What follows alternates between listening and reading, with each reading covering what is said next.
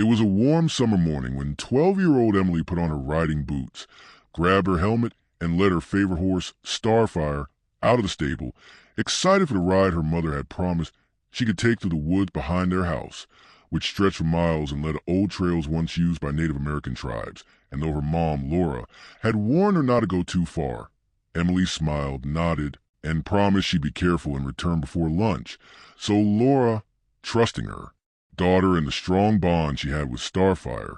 went inside to prepare lunch, not knowing that this would be the last time she'd see her daughter for 8 long years, because hours passed, and when Laura noticed the sun moving lower in the sky, she felt something was wrong. So she walked out, called Emily's name, checked the stable empty, and her heart pounded faster and faster as she started running through the woods, calling her daughter again and again, her voice cracking with fear. And when the sun finally dipped below the trees and Emily still had not come back, Laura called the police. And soon the peaceful neighborhood turned into a chaotic search site with helicopters flying overhead, volunteers shouting names, and search dogs sniffing for tracks. But the woods were too large, and no matter how hard they searched, there was no sign of the girl or the horse. Just a single broken saddle strap found near a stream, which only deepened the mystery and fear, and days turned into weeks, and weeks turned into months, with posters going up on every tree, store, and gas station within a 100-mile radius, even appearing on news channels where Laura cried, holding Emily's picture close,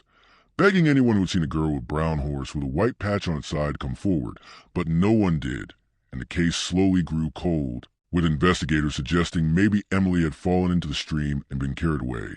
or maybe she got lost and met wild animals. But Laura refused to believe her daughter was gone, because something in her heart told her that Emily was still alive, somewhere, and every year on Emily's birthday she baked a cake and set a slice outside near the stables, hoping, praying, that her little girl would come back, even though neighbors whispered that Laura was losing her mind, especially when she'd sit outside whispering to Starfire's empty stall. But she didn't care because a mother never gives up hope, and time passed and the world moved on, but Laura kept watching horse contests on TV, going to local events, hoping one day she might see a sign. And then one afternoon, exactly 8 years after Emily vanished, Laura drove to a nearby town where a famous horse competition was being held, not because she was sure she'd find something, but because it felt like the right place to be. And as she walked through the rows of horses, riders, and tents, her heart heavy as always, she froze when she saw a horse being led out by a tall man in a black hat, a horse that looked exactly like Starfire, same brown coat, same white patch shaped like a lightning bolt near the tail. And though it had been years, Laura's eyes filled with tears because she knew, deep in her soul, this was her daughter's horse, and she ran toward the pen shouting, "Starfire! Starfire!" And the horse turned, ears perked, and let out a familiar whinny, the sound it used to make when Emily fed it sugar cubes and it pushed past a handler, galloping straight toward Laura, stopping inches away and gently nudging her chest, and Laura dropped to her knees sobbing, hugging the horse's neck, whispering, "Where is she? Where is my daughter?" And the crowd around them stared in confusion. And the man in the black hat looked startled and said the horse's name was Spirit, and he bought it years ago from a traveling group in the mountains where the horse had been found wandering wild. And Laura begged him for more information, and he led her to a trailer where he had photos of the horse's training. And in one of the pictures behind a fence was a blurry figure of a girl with long blonde hair and a scar on her chin. The same scar Emily got when she fell off her bike at age 7. And Laura's heart raced as she showed the man Emily's old photo and asked him where this mountain place was. And with help from local authorities, they traced the location to a remote village deep in the Appalachian Mountains, nearly 300 miles away, where a group of off-the-grid families live without phones or internet. And when police arrived with Laura, they found a teenage girl tending to animals near a wooden cabin. Her face now older, hair longer, but her eyes, the same soft green.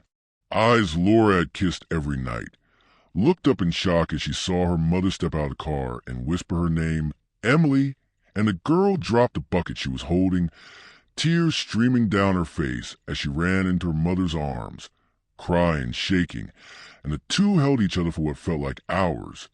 with the sheriff watching quietly, hat in hand. And when they finally spoke, Emily explained everything, that the day she went into the woods,